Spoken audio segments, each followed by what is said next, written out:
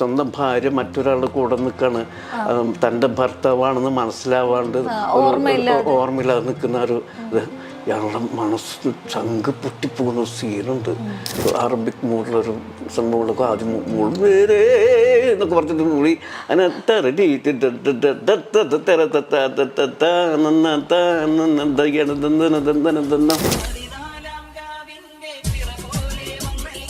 നെഞ്ചുടുക്കിൻ്റെ താളത്തോടുക്കിൽ നൊമ്പരങ്ങൾ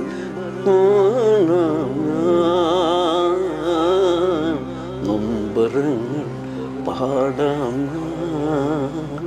ജനങ്ങളുടെ അവാർഡാണ് അവാർഡ്. അല്ലാതെ ഈ 2-3 പേരൊരു റൂമിനകത്തിരുന്നിട്ട് അവർക്ക് ഇഷ്ടമുള്ള പോലെ മാർക്ക് ചേർന്ന് ഒരിക്കലും നല്ല പാട്ട് ഉണ്ടാക്കിയിട്ടില്ല എന്ന് എനിക്ക് തോന്നുന്നത്. ഉണ്ടാക്കിയിട്ടില്ല എന്നാ എനിക്ക് തോന്നുന്നത്. നല്ലൊരു പാട്ട് ഉണ്ടാക്കിയിട്ടില്ല എന്ന് എനിക്ക് തോന്നണം.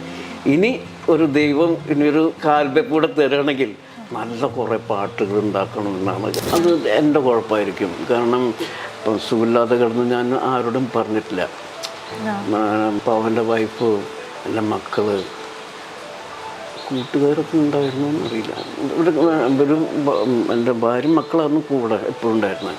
അപ്പോൾ അവൻ്റെ ഭാര്യ എന്താ പറയുക, ഉറക്കമില്ല, പ്രാർത്ഥന, അങ്ങനെ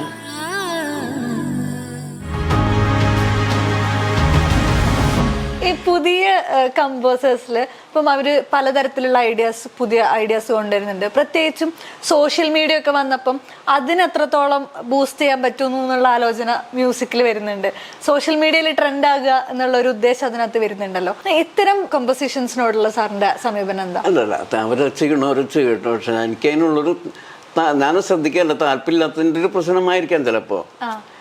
എനിക്ക് അങ്ങനെ സോഷ്യൽ മീഡിയയിൽ വന്നിട്ട് കുറേ അങ്ങനെ സംസാരിക്കുക, അതൊരു എനിക്കൊരു സമ്മരാണ്. അതാണ് പ്രശ്നം.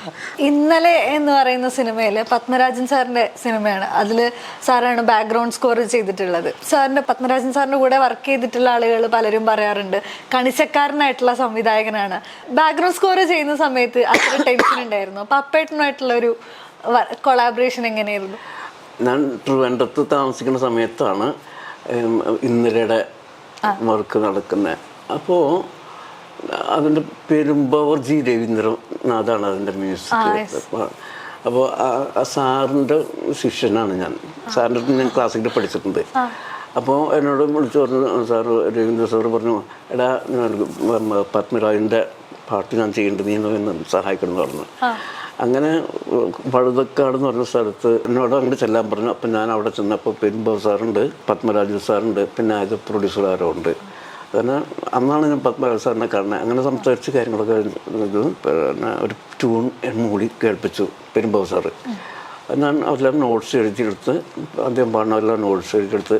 അപ്പോഴേക്കും കൈതപ്പുറം വന്നു. പത്മനാഭൻ സാർ എന്നോട് സിറ്റുവേഷൻ പറഞ്ഞു, ഇന്നെ സ്വഭാവമാണ് ഈ പാട്ടിൻ്റെ വേണ്ടത്, ഓർക്കസ്ട്രേഷനും കാരും മൂടാണ് വേണ്ടതെന്ന് പറഞ്ഞു. അങ്ങനെ ശരി, പത്മനാഭൻ സാറിൻ്റെ ഫസ്റ്റ് ടൈമാണ് ഞാൻ വർക്ക് ചെയ്യുന്നത്. ഞാൻ റെക്കോർഡിങ്ങിന് ചെന്നൈയിൽ ചെന്നു. ഇപ്പോൾ പെരുമ്പാവൂർ സാറ് കിടന്നുറങ്ങുന്നുണ്ട് രാത്രി. പെരുമ്പാവൂർ സാറ് കിടന്നുറങ്ങുന്നുണ്ട്. ഞാൻ രാത്രി ഇരുന്നിട്ട് ഇങ്ങനെ നോട്ട്സ് ചെയ്തിട്ടുണ്ട്, കമ്പോസ് ചെയ്തുകൊണ്ടിരുന്നു. BGM പല പല സാധനങ്ങളൊക്കെ ഉണ്ടാക്കും. അതൊക്കെ മാറ്റി പിറ്റേ രാവിലെ ഓർക്കസ്ട്ര വരും. അപ്പോൾ അവർക്ക് ഇതൊക്കെ നോട്ട്സ് പറഞ്ഞു കൊടുക്കണം, ഒന്നും ആയിട്ടില്ല. പിന്നെ നോക്കുമ്പോൾ ഒരു 2 മണി 3 മണി 4 മണി വരെയൊക്കെ ഇരുന്ന് ഫുൾ സ്കോർ കഴിഞ്ഞു. പാട്ടിൻ്റെ കോഡ്സ്, BGM, കൗണ്ടർ, ഋതത്തിൻ്റെ പാറ്റേൺ, എന്തൊക്കെയുണ്ട് ഒരു പാട്ടിന്, അതെല്ലാം കമ്പോസ് ചെയ്ത് കഴിഞ്ഞു. എന്നിട്ട് ഞാൻ ബാത്റൂമിൽ പോയി. പോയതിന് ശേഷം താഴെ കൊണ്ട് ഞാൻ ഉറക്കം എന്താ പറയുക ബോധമില്ലാണ്ട്. അപ്പോൾ അതിൽ മുന്നേ ഒരുപാട് സ്ട്രെയിൻ ചെയ്തുകൊണ്ടിരിക്കുകയായിരുന്നു ഇവിടെ. പിന്നെ അന്ന് എന്തോ ബോധം കെട്ട് വീണു. അങ്ങനെ എന്തോ ശബ്ദം കേട്ട്, ബക്കറ്റിൻ്റെ ശബ്ദമൊക്കെ കേട്ട് പെരുമ്പാവൂർ സാറ് വന്ന് കഥ നോക്കുമ്പോൾ ഞാൻ ബോധമില്ലാണ്ട് കിടക്കണത്. എന്നെ കുറച്ച് കഴിഞ്ഞപ്പം വെള്ളമൊക്കെ കൊണ്ടുവന്ന് തെളിച്ച് ശരിയാക്കി പിറ്റേ ദിവസം ഞാൻ നേരെ ഞാനും പെരുമ്പാവൂർ സാറും കൂടെ റെക്കോർഡിന് പോന്നു. പിന്നെ അന്ന് ദാസർ ആരൊക്കെ ഉണ്ടായിരുന്നു പാടാൻ. അങ്ങനെ ആ പാട്ട് ഇതാക്കി. അപ്പോൾ പത്മരാജൻ സാറായിട്ട് നമ്മളെ അന്ന് ഓർക്കസ്ട്രേഷൻ ഇതൊക്കെ പുള്ളിക്ക് ഭയങ്കര ഇഷ്ടപ്പെട്ടു. അങ്ങനെയാണ് നിരയുടെ റീ റെക്കോർഡിങ് എന്നെ അദ്ദേഹം ഏൽപ്പിക്കുന്നത്. പക്ഷെ വളരെ ഒരു ഇതുണ്ടായില്ല. പുള്ളി ഞാൻ നോട്ട്സ് കൊടുക്കുന്ന സമയത്തും കമ്പോസ് ചെയ്യുന്ന സമയത്ത് പുള്ളി ഇങ്ങനെ ഇരിക്കും, എന്നിട്ട് നോട്ട്സ് ഇത് വായിപ്പിക്കും. പിച്ചിനോട് പുള്ളി എന്താണ് ഉദ്ദേശിച്ചത് അതിലും നന്നായി എനിക്ക് ചെയ്യാൻ പറ്റി. അങ്ങനെ ഒന്നും വേണ്ടിയിട്ടില്ല. ഓരോ ബിറ്റ് അതുണ്ട്, ഓരോ ബിറ്റ് കഴിയുന്തോറും എന്നെ പിടിക്കും, മോൻ അവസരമുണ്ട് പറഞ്ഞിട്ട്. അതിൻ്റെ ക്ലൈമാക്സ്, ഇന്നലെയുടെ ക്ലൈമാക്സ് റീല് പത്മരാജൻ സാറിന് ഉദ്ദേശിച്ച പോലെ എടുക്കാൻ പറ്റിയില്ല, കുറേ ഡള്ളായിപ്പോയി.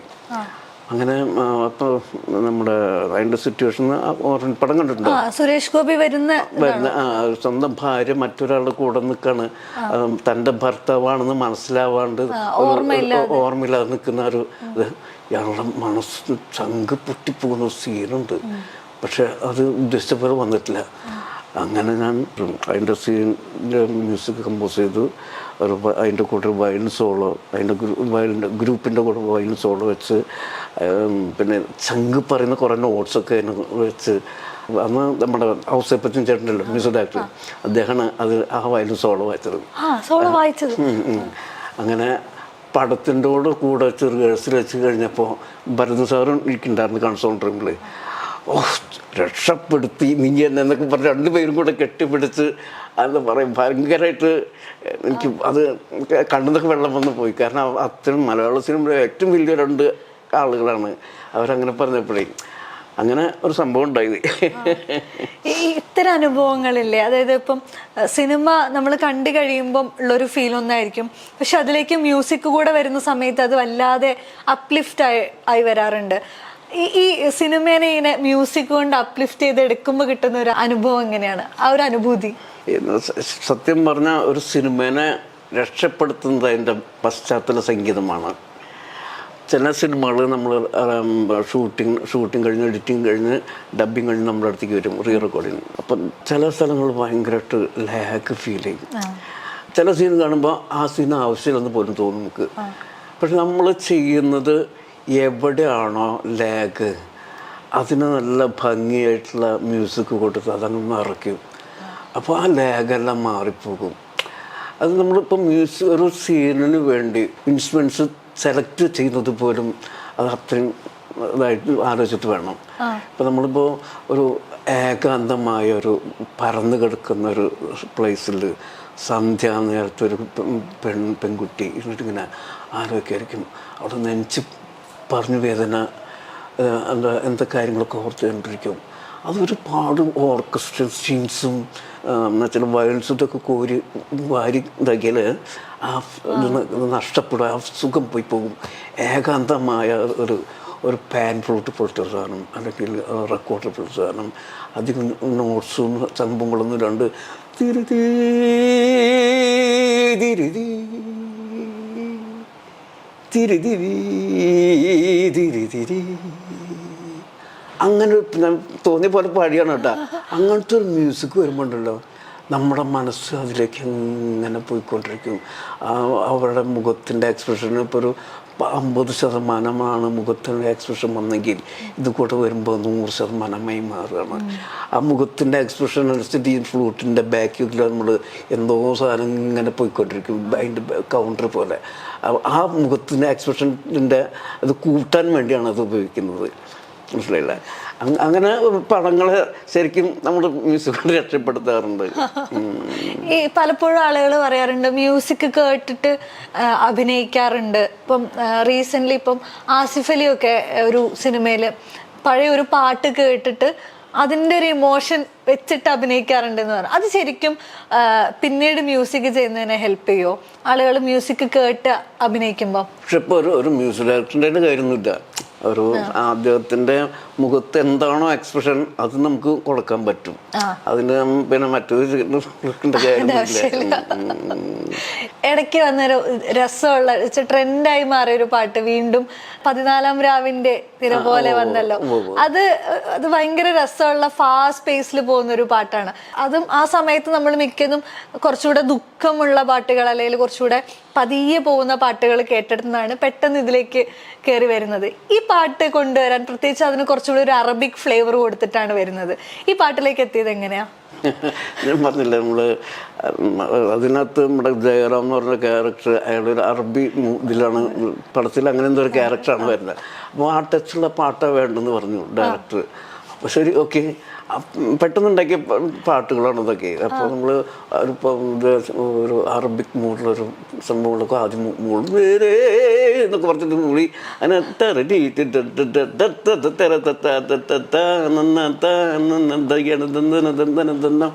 അങ്ങനെ ചൂണ്ടിട്ട്, അപ്പോൾ നമ്മുടെ ഷിബു ചക്രവർത്തിയാണ് അതിന് ലിറിക്സ് ചെയ്തത്. ആ ലിറിക്സ് ദിദി സലാം സലാം, ആ വാക്കുകൾ കൊണ്ട് തന്നെ ഒരു അറബിക് ഫീൽ കിട്ടി.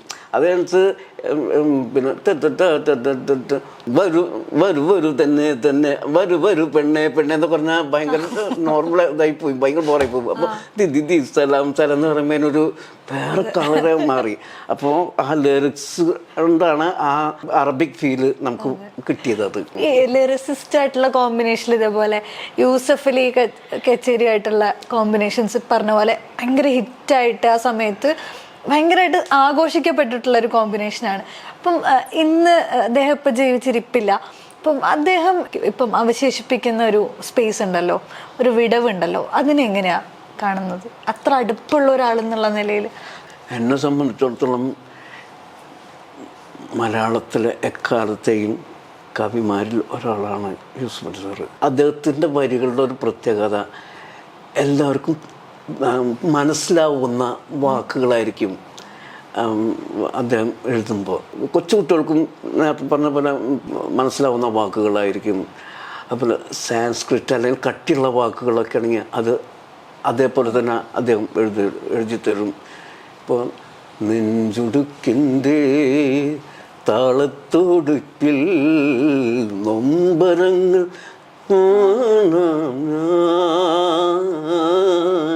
നൊമ്പരങ്ങൾ പാടാം ഞാൻ. അത് വിനേട്ടൻ ആ സിറ്റുവേഷൻ പറഞ്ഞപ്പോൾ പുള്ളി ഇങ്ങനെ കുറച്ച് നേരം ഇങ്ങനെ ഉണ്ടാണ്ടിരിക്കും. സങ്കടം വന്നിട്ട് പുള്ളി അത് എഴുതുക. ആ പുള്ളിയുടെ എന്താണ് പുള്ളിയുടെ വാക്ക് വരുന്നത്, അത് പുള്ളിയുടെ മുഖം കണ്ടാലറിയാം. അപ്പം അത് പുള്ളിയുടെ ഒരു എന്ന് വെച്ചാൽ ഏറ്റവും ഇഷ്ടപ്പെട്ട പുള്ളി കണ്ണിന്നൊക്കെ വെള്ളം വന്ന് രോമൊക്കെ എഴുന്നേറ്റ് നോക്കും, മോനെ എന്താ പാട്ട് പറഞ്ഞിട്ട്. അപ്പം അത് നമുക്ക് കൂടുതൽ നന്നാവാൻ വേണ്ടി നമ്മുടെ മനസ്സ് ആഗ്രഹിക്കൂ. നിങ്ങളുടെ ആ ഒരു സമയം ഉണ്ടല്ലോ, അതായത് കണ്ടിന്യൂസ് ആയിട്ട് ഹിറ്റുകൾ വന്നുകൊണ്ടേയിരിക്കുന്നു, യൂസഫ് അലി സാറുമായിട്ട് ചേർന്നിട്ട് തന്നെ കണ്ടിന്യൂസ് ആയിട്ട് റെക്കോർഡിങ്ങുകൾ വന്നുകൊണ്ടിരിക്കുന്നു, സിനിമകൾ ഒന്നിനു പുറകെ ഒന്നായിട്ട് ഹിറ്റാവുന്നു. ആ ഒരു കാലഘട്ടത്തിനെ ഇപ്പം എങ്ങനെയാ ഓർത്തെടുക്കുന്നത്? സുഖമുള്ള വേദന എന്നൊക്കെ പറയില്ല, ശരിക്കും ആ ഒരു അവസ്ഥയാണ് പാവം യൂസഫ് അലി സാർ എന്ന് പറഞ്ഞാൽ. എനിക്ക് അത്ര ഇഷ്ടമാണ്. ഒരു മകൻ അച്ഛൻ എന്നുള്ള ബന്ധമാണ് ഞങ്ങളുടെ എന്താ പറയുക റിലേഷൻഷിപ്പിന്. ഞങ്ങൾ ആദ്യം ചെയ്തത് ദീപസ്തംഭം മഹാസ്ഥിരം എന്ന് പറഞ്ഞ സിനിമയ്ക്ക് വേണ്ടിയാണ്. അപ്പോൾ അതിന് മുന്നേ ട്രിവാൻഡ്രത്ത് തരങ്ങളിൽ വെച്ചിട്ട് ഏതോ ഒരു പാട്ട് ചെയ്തത്, അത് ഇറങ്ങിയൊന്നുമില്ല തോന്നുന്നുണ്ട്. അതിനുശേഷമാണ് ദീപസ്തംഭം മഹാസ്ഥിരം സിനിമ വരുന്നതും. ഗുരുവായൂരതിൻ്റെ കമ്പോസിങ് ഉണ്ടായിരുന്നു. അപ്പോൾ KB മധു എന്ന് പറഞ്ഞൊരു ആളാണ് അതിൻ്റെ ഡയറക്ടർ.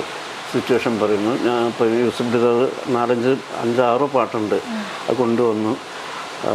എല്ലാ പാട്ടും കമ്പോസ് ചെയ്തു. അത് വളരെ സക്സസ് ആയിരുന്നു. എൻ്റെ ലൈഫിലെ ഒരു സെക്കൻഡ് കാലുവെപ്പാണ് ആ സിനിമ.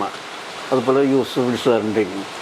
അതോടുകൂടെ ഞങ്ങളുടെ രാശി മാറുകയാണ്. ഞാൻ യൂസഫ് അലി സാറിന് ഭയങ്കര അവസ്ഥയിൽ ചെന്ന് എല്ലാവരും ഞങ്ങളെ വിളിക്കുന്നത്. ഒരു സമയം പോലും ഞങ്ങൾക്ക് ഉറങ്ങാൻ പറ്റുന്നില്ല. അദ്ദേഹത്തിൻ്റെ ക്യാരക്ടറാണ് കേട്ടോ അദ്ദേഹത്തിൻ്റെ ഒരു ഇത്ര നല്ല വരികളൊക്കെ എന്താ ദൈവം കൊടുക്കുന്നത്. വളരെ എന്താ പറയുക, കൊച്ചു മക്കളെ പോലത്തെ ഒരു ക്യാരക്ടറാണ്. ഒരു ഭയങ്കര ഇന്നസെൻ്റാണ്. ആളുകളെ പറ്റി അങ്ങനെ ദൂഷിച്ച് പറയുകയോ അല്ലെങ്കിൽ ഒരു എന്താ പറയുക, ഒരു കുറ്റപ്പെടുത്തി സംസാരിക്കുക ഒന്നുമില്ല. ഒരു കൊച്ചു കുട്ടിയുടെ എന്താണ് ക്യാരക്ടർ, അത് തന്നെയാണ് അദ്ദേഹം യൂസഫ് അലി സാറ്. അതുകൊണ്ട് തന്നെയാണ് ഞങ്ങൾ ചെയ്യുന്ന വർക്കുകളെല്ലാം ഭയങ്കര ഹിറ്റാവുന്നതും. അപ്പം ഞാൻ എന്താണോ ആഗ്രഹിക്കുന്നത്, എന്താണോ ഉദ്ദേശിക്കുന്നത് യൂസഫ് അലി സാറിന് അറിയാം. യൂസഫ് അലി സാർ എങ്ങനത്തെ പാട്ടാണ് ഉദ്ദേശിക്കുന്നത് എനിക്കറിയാം. അപ്പം ഞങ്ങൾ ഭയങ്കരമായിട്ട് ഇങ്ങനെ ഒരേ മനസ്സോടു കൂടിയാണ് വർക്ക് ചെയ്യുന്നത്. മിക്ക പാട്ടുകളും ഞങ്ങൾ ചെയ്യുന്നതെല്ലാം പെട്ടെന്നാണ്. വേറെ ഓപ്ഷനൊന്നും കാണണ്ട. ആദ്യത്തെ ട്യൂൺ എന്താണ് അത് വരും. അത് ലിറിക്സ് എഴുതിയിട്ടാണ് ഞാൻ യൂസഫ് സാറും കൂടുതൽ ചെയ്തിട്ടുള്ളത്.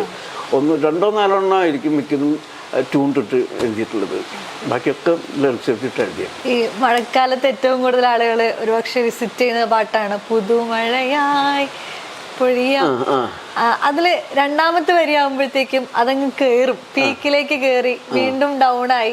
പിന്നെ മിക്ക പാട്ടുകളിലും ഇങ്ങനെ ഒരു ട്രാക്ക് പെട്ടെന്ന് ചേഞ്ച് ആവുന്ന ഒരു പരിപാടി സാറോട് ഇടാറുണ്ട്. അപ്പൊ ഇത് വളരെ സ്ലോ ആയിട്ട് പോയി പെട്ടെന്ന് പീക്കിലേക്ക് പോയി തിരിച്ചു വരുന്ന ഇങ്ങനെ കയറ്റിറക്കങ്ങളിൽ ഭയങ്കര ഒരു ഹൈ കിട്ടാറുണ്ടോ? അങ്ങനെ ചിന്തിക്കുന്നത് അതങ്ങനെ വരുന്നതാണ് മോളെ. കാരണം നമ്മളങ്ങനെ ചിന്തിക്കാറില്ല.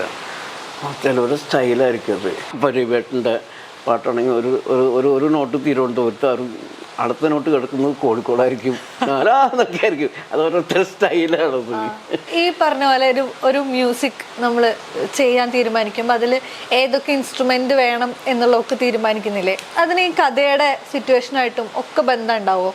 എങ്ങനെയാ ഇപ്പം നമ്മൾ ഒരു പാട്ട് കിട്ടി, ഇപ്പം ലിറിക്സ് കയ്യിലേക്ക് കിട്ടിക്കഴിഞ്ഞാൽ അതിലേക്ക് മ്യൂസിക് കൊടുക്കുന്നതിൽ, അതിലേക്ക് ഇൻസ്ട്രുമെന്റ്സ് ഡിസൈഡ് ചെയ്യുന്നതിൽ സാറിന്റെ ഒരു പ്രോസസ്സ് എന്താ? അതപ്പോൾ തോന്നുന്നത് നമ്മൾ ലിറിക്സ് കിട്ടുന്നു, കമ്പോസ് ചെയ്യുന്നു, കമ്പോസിഷൻ കഴിഞ്ഞ് നേരെ നമ്മൾ സ്റ്റുഡിയോയിൽ പോകുന്നു. സ്റ്റുഡിയോയിൽ പോയത് നമ്മളെ പയ്യിൽ മുന്നേ നമ്മൾ ഇതിനകത്ത് ഫ്രൂട്ട് വെച്ചാൽ നന്നായിരിക്കും. അങ്ങനെ എന്തൊക്കെയാണ് നമ്മളുടെ ഐഡിയ അതൊക്കെ വെച്ച് ഉള്ള ആളുകളാണ്. അപ്പോൾ അന്നത്തെ കാലത്ത് നമ്മുടെ ഇൻചാർജ് ഉണ്ട്. അപ്പോൾ അവരെ നമ്മൾ ഇൻഫോം ചെയ്യും. എനിക്ക് 2 തബല, 2 ഡോലക്ക്, മറ്റേ എന്താണ് ഇതൊക്കെ പറഞ്ഞ്, പിന്നെ guitar, base guitar, lead guitar, പിന്നെ ഹവാൻ ഗിറ്റാർ എന്തെങ്കിലും ഉണ്ടെങ്കിൽ അങ്ങനെ, ഫ്ലൂട്ട്, ബാൻജോ, അങ്ങനെ വയലിൻസ്, അങ്ങനെ അതെല്ലാം നമുക്ക് വേണ്ടതെല്ലാം ഈ ആളോട് പറയും, ഇൻചാർജിനോട് പറയും. അപ്പോൾ അദ്ദേഹം വരും. അപ്പോൾ നമ്മുടെ ഈ പാട്ടിന് എന്താണോ ഓർക്കസ്ട്രേഷൻ വേണ്ട, ആ പാട്ട് മാത്രമേ ഞാൻ നോക്കുള്ളൂ. അവിടെ അതിൻ്റെ ഇത് നോക്കില്ല, സിറ്റുവേഷൻ നോക്കില്ല. സിറ്റുവേഷൻ ഓൾറെഡി നമ്മൾ അറിയാമല്ലോ. ഇനി ആ പാട്ടിന് നന്നാവാൻ വേണ്ടിയുള്ള ഇൻസ്ട്രുമെൻറ്റ്സ് ഏതായിരിക്കും നമ്മൾ സെലക്ട് ചെയ്യും. അപ്പോൾ ആ ചില പാട്ടിന് ഫ്ലൂട്ട് വന്നാൽ ഭയങ്കര യൂഷ്വലായി പോകും, ചില പാട്ടിന് ഫ്ലൂട്ട് വന്നാൽ ഭയങ്കര സ്റ്റൈലായിരിക്കും. ആ പാട്ടിൻ്റെ സ്ട്രക്ചർ പോലെ ഇരിക്കും നമ്മൾ ഇൻസ്ട്രുമെൻറ്റ്സ് യൂസ് ചെയ്യുന്നത്. അങ്ങനെയാണ് നമ്മൾ സാധാരണ ചെയ്യുന്നത്. ഇപ്പോൾ ചില പാട്ടിലൊക്കെ വയലിൻസ് വെച്ചിട്ട് വയ്ക്കണം, നല്ല മൂഡുണ്ടാവും, നല്ല റിച്ചായിട്ട് ഇങ്ങനെ നിൽക്കും.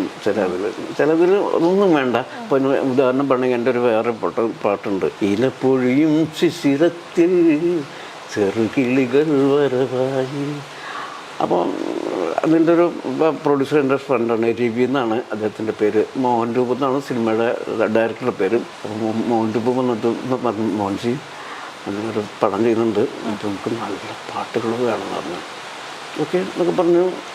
ഇപ്പോൾ നമ്മുടെ കുഞ്ഞു മൊയ്തീൻ കുട്ടി എന്ന് പറഞ്ഞൊരു ലിറിക്സിസ്റ്റാണ് അത് എഴുതിയത്. അപ്പോൾ രവി പറഞ്ഞു, മോൻജി എൻ്റെ കയ്യിൽ പൈസ ഇല്ല, വളരെ തുച്ഛമായ പൈസ, ചായ കുടിക്കാനുള്ള പൈസ ഉള്ളൂ, അത് ചെയ്തിട്ടാണെന്ന് പറഞ്ഞു. അപ്പം ഞാൻ ശരി, എന്തോ എനിക്ക് പൈസ നോക്കണ്ട. അന്നൊന്നും ഞാൻ പൈസ ഒന്നും നോക്കിയിരുന്നില്ല. അത് ഒരു 5000 ഉറുപ്പിക എടുത്ത് തന്നു. ഈ 5000 ഉറുപ്പികയ്ക്കാണ് അന്നത്തെ കാലത്ത് ഒരു കീബോർഡ്, ഒരു തബല, അങ്ങനെ ഒരു 4-5 പേര് ഉള്ള, 4-5 പേരുണ്ടായിരുന്നുള്ളൂ ആ പാട്ടിന്, ഓർക്കസ്ട്രേഷന്. റെക്കോർഡിങ് സമയത്ത് പോലും സമയം കൂടിയാലും സ്റ്റുഡിയോക്ക് പൈസ കൂടും. അപ്പോൾ അത് കണക്കനുസരിച്ച് പെട്ടെന്ന് തീർക്കണം. അപ്പോൾ അതിൻ്റെ ഇടയ്ക്ക് റെക്കോർഡിങ് ടൈമിൽ ഗിറ്റാറിൻ്റെ ഒരു തെറ്റിപ്പോയി ഒരാൾ വായിച്ചത്, അതങ്ങനെ തന്നെ വെച്ചു, പിന്നെ മാറ്റിയില്ല. അത് ശ്രദ്ധിച്ചാലറിയാം. അപ്പോൾ ആ പാട്ട് പക്ഷേ വല്ലാണ്ട് ഹിറ്റായി പോയില്ലേ അത്. അതൊക്കെ വളരെ സിമ്പിൾ പിന്നെ ബീജംസ് ഒക്കെയാണ് ഞാൻ കേട്ടുള്ളത്, അധികം ഹെവി ഒന്നുമില്ല. പിന്നെ നമ്മൾ എപ്പോഴും ചെയ്യുന്നത് പാട്ടിന് ബുദ്ധിമുട്ടുണ്ടാക്കാത്ത രീതിയിലാണ് അതിൻ്റെ ഓർക്കസ്ട്രേഷൻ നമ്മൾ ചെയ്യുന്നത്. കാരണം ഓർക്കസ്ട്രേഷൻ മേലെ നിന്നാൽ പാട്ട് ആളുകൾ ശ്രദ്ധിക്കാതെ പോകും. അപ്പോൾ പാട്ടിനെ ഭംഗി കൊടുക്കുക, അത് എന്താ പറയുക, ഇങ്ങനെ താങ്ങി നിർത്തുന്ന സംഭവമായിരിക്കണം ഓർക്കസ്ട്രേഷൻ. പിന്നെ ചില പാട്ടുകൾ കിട്ടാൻ അത് ഓർക്കസ്ട്രേഷൻ്റെ കൊണ്ട് നിൽക്കണം. കറും പിന്നെ അത് ഓർക്കസ്ട്രേഷൻ്റെ റിതം പാറ്റേണും കാര്യങ്ങളൊക്കെ വരുമ്പോൾ അത് വേറൊരു, അത് നമ്മൾ പാട്ട് എന്താണോ ആവശ്യപ്പെടുന്നത് അതുപോലെ അത് നമ്മൾ ഓർക്കസ്ട്രേഷൻ കൊണ്ട് നിറയ്ക്കുന്നത്.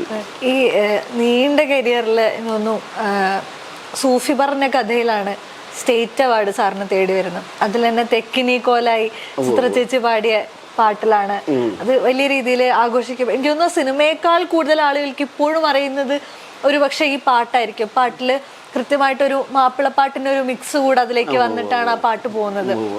ഇത്രയും കാലം എടുത്തു ഈ സ്റ്റേറ്റ് അവാർഡിലേക്ക് എത്താൻ എന്നുള്ളത് എപ്പോഴെങ്കിലും വിഷമം ഉണ്ടാക്കിയിട്ടുണ്ടോ? എനിക്ക് ഞാൻ അത്ര നല്ല പാട്ടുണ്ടാക്കാത്തത് കൊണ്ടാണല്ലോ എനിക്ക് സ്റ്റേറ്റ് അവാർഡ് തരാത്തത്.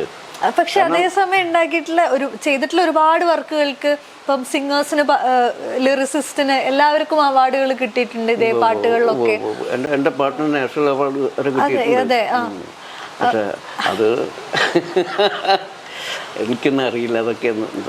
കാരണം എന്നെ സംബന്ധിച്ചിടത്തോളം എനിക്ക് തോന്നിയിട്ടുള്ള ഞാൻ നല്ല പാട്ടുണ്ടാക്കാത്തത് കൊണ്ടാണ് ആരും എനിക്ക് അവാർഡ് തരാത്തത് എന്നാണ് ഞാൻ ഉദ്ദേശിച്ചത്. ചിലപ്പോൾ അതായിരിക്കാം അവർക്ക് എനിക്ക് ഇഷ്ടപ്പെടണമെന്നില്ലല്ലോ. അപ്പോൾ അവാർഡ് കമ്മിറ്റി വലിയ ആളുകളായിരിക്കും ഇരിക്കുക. അപ്പോൾ നമ്മളെയൊക്കെ ഈ സെൻസുള്ള ആളുകളായിരിക്കും അവാർഡ് ഇരിക്കുക. അപ്പോൾ അതുകൊണ്ടായിരിക്കും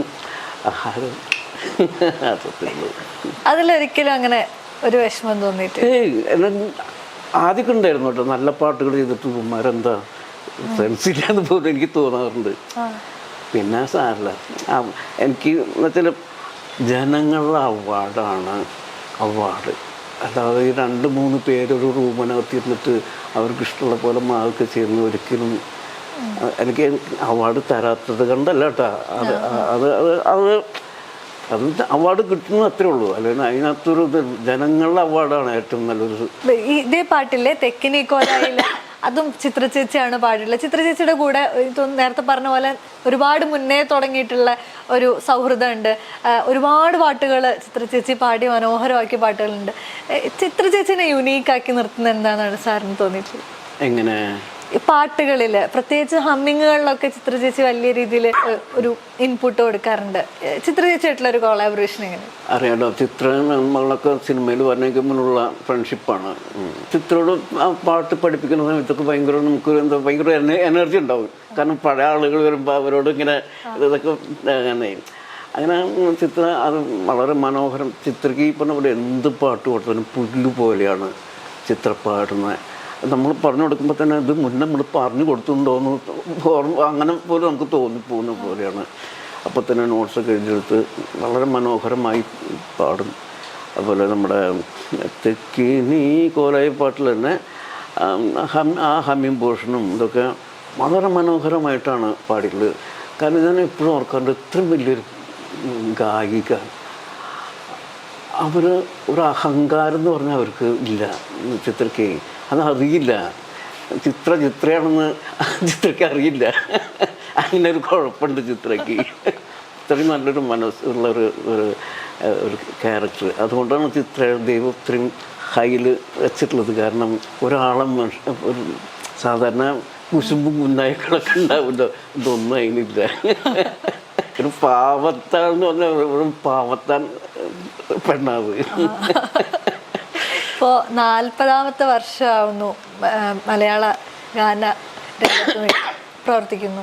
അപ്പം ഈ ഒരു കഴിഞ്ഞ 40 വർഷത്തെ ഇപ്പം എങ്ങനെയാണ് നോക്കിക്കാണുന്നത്? ഇപ്പം പറഞ്ഞപ്പോഴൊരു പഴയ കാര്യങ്ങളൊക്കെ ഓർക്കുമ്പോഴേ കഴിഞ്ഞു പോയോ എന്നൊരു തോന്നൽ വരും. ഇനി എന്താ പറയുക, സത്യം പറഞ്ഞാൽ നല്ല പാട്ട് ഉണ്ടാക്കിയിട്ടില്ല എന്ന് ഇപ്പോഴും തോന്നുന്നത്.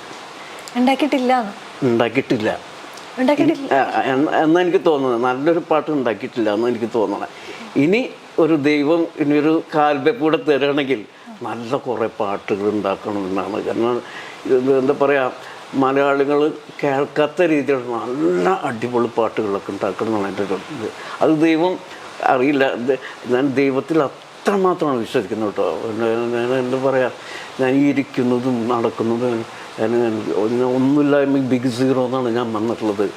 ആ ദൈവം എനിക്കിപ്പോൾ ഈ സ്ഥലം തന്നു, വീട് തന്നു, ഭാര്യ തന്നു, മക്കളെ തന്നു, എല്ലാം ദൈവത്തിൽ കൂടിയാണ് ഞാൻ വിശ്വസിക്കുന്നത്. ദൈവം മാത്രമാണ് എന്നെ ഇത്രയും വഴി നടത്തുന്നത്. അല്ലെങ്കിൽ ഏതോ ഒരു കുഗ്രാമത്തിൽ കിടക്കണ മോഹൻ എന്ന് പറഞ്ഞൊരു കക്ഷി മോഹൻത്താര ഈ ആളുകളുടെ മുമ്പിൽ ഞാൻ വിചാരിച്ചൊരിക്കലും പറ്റില്ല.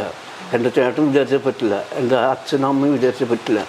അതൊരാൾ തന്നെ വിചാരിക്കണം. ആ വിചാരിച്ച ആളാണ് എൻ്റെ ദൈവം. പക്ഷെ ഇതേ സമയത്ത് കരിയറിലെ ഏറ്റവും പീക്കിൽ നിന്ന സമയത്ത് എനിക്കും അസുഖബാധിതനാവുന്നുണ്ട്. ആ സമയത്ത് ഒരു ബ്രേക്ക് വന്നു പോകുന്നുണ്ട്. ആ സമയത്ത് ഇൻഡസ്ട്രി മറന്നുപോയോ എന്നുള്ളൊരു ചോദ്യത്തിലേക്ക് പോലും എത്തുന്നുണ്ട്. ആ ഒരു കാലഘട്ടത്തിന് എങ്ങനെയാണ് സാർ? അത് എൻ്റെ കുഴപ്പമായിരിക്കും. കാരണം ഇപ്പം സുഖമില്ലാതെ കിടന്ന് ഞാൻ ആരോടും പറഞ്ഞിട്ടില്ല. അപ്പോൾ അവൻ്റെ വൈഫ്, എൻ്റെ മക്കള്, കൂട്ടുകാരൊക്കെ ഉണ്ടായിരുന്നു എന്നറിയില്ല.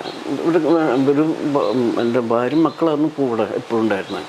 അപ്പോൾ അവൻ്റെ ഭാര്യ എന്താ പറയുക, ഉറക്കമില്ല, പ്രാർത്ഥന. അങ്ങനെ ഡോക്ടർ പറഞ്ഞു, ഭാര്യയോട് പറഞ്ഞു, ഇതൊന്നും നിങ്ങൾക്ക് ചെയ്യാൻ പറ്റില്ല എന്നുള്ള അവസ്ഥ പറഞ്ഞു. അപ്പോൾ ഭാര്യയുടെ ഫ്രണ്ടുണ്ട്, അപ്പോൾ അവളെ കുറിച്ച് പറഞ്ഞു, ഭാര്യയോട് പറഞ്ഞു, വീടൊക്കെ ഒന്ന് വൃത്തിയാക്കിക്കോ, പിറ്റേ ദിവസം ഡെഡ് ബോഡി കൊണ്ടുവരാനുള്ള ആരും മൂടാൻ അവസ്ഥ എത്തി. പക്ഷേ ദൈവം എന്നെ കൈവിട്ടില്ല. ആ സമയത്തും കൈതപ്രം സാറ് സ്ഥിരമായിട്ട് കാണാനൊക്കെ വരാറുണ്ടായിരുന്നു. എൻ്റെ ഒരു പ്രശ്നം എന്താണെന്ന് അറിയാം, ഞാൻ ഒരു TV ചാനലൊന്നും പറഞ്ഞിട്ടില്ല. എനിക്ക് ഒരുപാട് പൈസ കിട്ടുന്നൊരു കാലഘട്ടമുണ്ട്.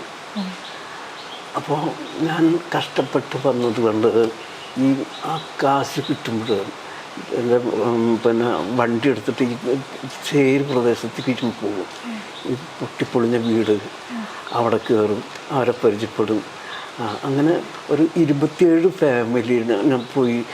ചില അസുഖം ബാധിതരായ പല പല രോഗങ്ങൾ, മക്കൾ പഠിക്കാൻ നോട്ടിലാതെ നിൽക്കുന്നു, അതുപോലെ അങ്ങനെയുള്ള 27 ഫാമിലിനെ കണ്ടുപിടിച്ച് ഞാൻ കിട്ടുന്ന പൈസയൊക്കെ ഒരു ശതമാനം ഞാൻ അവർക്ക് കൊടുക്കാറുണ്ടായിരുന്നു. അത് എല്ലാ മാസവും ഇങ്ങനെ കണ്ടിന്യൂ ആയിട്ട് പോകും. അത് കാരണം എനിക്ക് ഞാനൊന്നും സമ്പാദിച്ചിട്ടില്ല, ഇങ്ങനെ ഇതായിപ്പോയി. അപ്പോൾ ഈ അസുഖം വന്ന സമയത്തിൻ്റെ ഒരു കാര്യം കാശൊന്നും ഉണ്ടാവില്ല. എന്നിട്ട് എന്തോ ഒരു വർക്ക് കഴിഞ്ഞ് ഒരു സുപ്രഭാതത്തിൽ കയറി വരുന്നു റൂമിലേക്ക്. അങ്ങനെ ചെണ്ണ വെച്ച് നടന്നു, പാവത്തിന് നടക്കാൻ പോലും വയ്യാണ്ട്. അങ്ങനെ കണ്ണിലൊക്കെ വെള്ളം വന്നു. എനിക്ക് അദ്ദേഹത്തിനും കണ്ണിലൊക്കെ വെള്ളം വന്നു. എന്തോ 2-3 വാക്കുകൾ സംസാരിച്ച് അദ്ദേഹം പോയി. അപ്പോൾ നോക്കുമ്പോൾ ഞാൻ എഴുന്നേറ്റ് ബാത്റൂം പോയി നോക്കുന്ന സമയത്ത് വൈഫും അവിടെ ഉണ്ടായിരുന്നു. തലനോട് അവിടെ ഒരു കവർ വെച്ചിട്ട് പുള്ളി പോയിരിക്കണം. ഞാൻ എന്നിട്ട് ഉടനെ ഫോൺ ചെയ്തു, തെരുമണിക്ക് എന്ത് പരിപാടിയാണ് ചെയ്തെന്ന് ചോദിച്ചു. എന്തിനാ പൈസ തന്നെന്ന് ചോദിച്ചു. ആ സാലോടു ആ കൈ വയ്ക്കി എന്ന് പറഞ്ഞിട്ട് അത് നോക്കുമ്പോൾ എത്രയും നല്ല പൈസ ഉണ്ട് അതിനകത്ത്. പുള്ളിക്ക് വർക്ക് കിട്ടിയ പൈസ ഫുള്ളായിട്ട് എനിക്ക് തന്നിട്ടാ പോയേ. ഒരു മനുഷ്യൻ ചെയ്യാത്തൊരു കാര്യം അത്, മനസ്സിലായില്ലേ? കൈതപ്പത്തിന് എനിക്ക് ഒരിക്കലും മറക്കാൻ പറ്റില്ല. ആ ഒരു ബ്രേക്ക് കരിയറിൽ വലിയ രീതിയിൽ ബാധിച്ചില്ലേ? അപ്പം അവിടെ നിന്ന് വീണ്ടും ആ സ്പേസിലേക്ക് തിരിച്ചു വരാനായിട്ട് അത് വലിയ രീതിയിൽ കരിയറിനെയും പേഴ്സണൽ ലൈഫിനെയും ഒക്കെ ബാധിക്കണ്ടായോ? ശരിക്കും ബാധിക്കുമല്ലോ അത്. കാരണം നമ്മൾ അങ്ങ് അടിപ്പറ്റി എന്നൊരവസ്ഥ. പിന്നെ അതും ദൈവം, എല്ലാം ദൈവമാണല്ലോ. അദ്ദേഹം കടിച്ച് കൈ പിടിച്ചപ്പോൾ കയറ്റി പിന്നെ കുഴപ്പമില്ല. പക്ഷെ ഇപ്പം പ്രത്യേകിച്ച് സോഷ്യൽ മീഡിയ വരുന്ന സമയത്ത് സാറിൻ്റെ പാട്ടുകൾ വീണ്ടും പുതിയ തലമുറ, അതായത് ഒരു പക്ഷെ ഇപ്പം ജനിച്ച് വീണ് സോഷ്യൽ മീഡിയയിലേക്ക് കടന്ന കുട്ടികൾ പോലും അത് വലിയ രീതിയിൽ ആഘോഷിക്കുന്നു. അതിന് പലതരത്തിലുള്ള വിഷ്വലുകൾ കൊടുക്കുന്നു, പലതരത്തിൽ അവരത് റീക്രിയേറ്റ് ചെയ്ത് വീഡിയോകൾ ഇറക്കുന്നു, ആളുകൾ പൊതുവേദികൾ അത് പാടുന്നു. അപ്പം ഇങ്ങനെ വീണ്ടും അതിന് ഒരു കാലഘട്ടത്തിനപ്പുറത്തേക്ക് അത് സഞ്ചരിച്ചുകൊണ്ടിരിക്കുമ്പം അതൊരു കലാകാരൻ എന്നുള്ള രീതിയിൽ അതൊരു വലിയൊരു ഗിഫ്റ്റ് അല്ലേ? അത് എല്ലാ ഗിഫ്റ്റും എൻ്റെ ദൈവത്തിനുള്ളതാണ്. അത് അദ്ദേഹം വിചാരിച്ചിട്ടൊക്കെ ചെയ്യുന്നതാണ്. അങ്ങനെ ഞാൻ അതൊരിക്കലും ശ്രദ്ധിക്കാറില്ല. എന്നുവെച്ചാൽ മറ്റേ ഈ മക്കളിത് പാടുന്നുണ്ടോ അതൊന്നും ഞാൻ ഇപ്പം മോള് പറയുമ്പോഴാണ് ഞാൻ അതൊക്കെ ശ്രദ്ധിക്കുന്നത്. ഈ 40 വർഷം കൊണ്ട് ഞങ്ങൾ മലയാളികൾക്ക് ജീവിതത്തോട് ഭയങ്കരമായിട്ട് റിലേറ്റ് ചെയ്യാൻ പറ്റുന്ന ഒരുപാട്, ഇപ്പം സങ്കടത്തിലാണെങ്കിലും സന്തോഷത്തിലാണെങ്കിലും ആഘോഷത്തിലാണെങ്കിലും ഒക്കെ ചേർത്ത് വെക്കാൻ പറ്റുന്ന ഒരുപാട് നല്ല പാട്ടുകൾ സാറ് തന്നിട്ടുണ്ട്. ഞങ്ങൾക്ക് ഏത് സമയത്തും തിരിച്ചിപ്പം മഴയത്ത് സഞ്ചരിക്കുന്ന സമയത്ത് കേൾക്കാനാണെങ്കിലും വിഷമത്തിൽ കേൾക്കാനാണെങ്കിലും അത്ര സന്തോഷം തോന്നുമ്പോൾ കേൾക്കാനാണെങ്കിലും ഞങ്ങൾക്ക് ഒരുപാട് പാട്ടുകൾ സാറ് തന്നിട്ടുണ്ട്. അതിന് ഞങ്ങൾക്ക് പറഞ്ഞറിയിക്കാൻ പറ്റാത്തത്ര കടപ്പാടുണ്ട്, നന്ദിയുണ്ട്. Thank you sir. ഈ സമയത്തിനും പാട്ടുകൾക്കും ഒരു കാര്യം കൊണ്ട് പറഞ്ഞോട്ടെ, ഈ പാട്ടുകളൊന്നും എൻ്റെതല്ല കേട്ടോ, 100% എൻ്റെതല്ല, ദൈവത്തിൻ്റെ. ദൈവത്തിന് ഈ സന്ദർഭത്തിൽ ഞാൻ ഒരുപാട് നന്ദി പറയുന്നു. Thank you sir. Okay, bye bye.